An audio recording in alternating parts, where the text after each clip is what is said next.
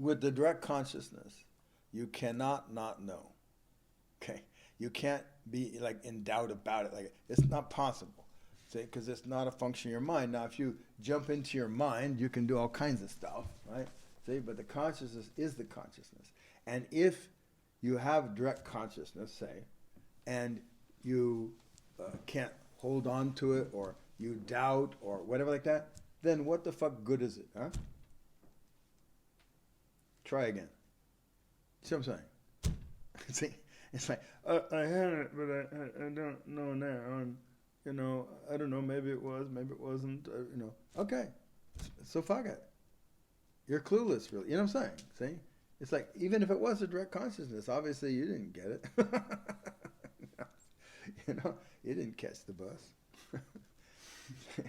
So, you know, it's like, okay. So it's not very useful. It's not very useful. So it doesn't matter. See? It doesn't really matter, right? See? It matters when you are clear. And you're the authority in the matter because you're there, which is the definition of direct consciousness. Well, I don't know if it's the definition, but anyway, because it's direct, meaning, you know, you are you. You are conscious of what you are.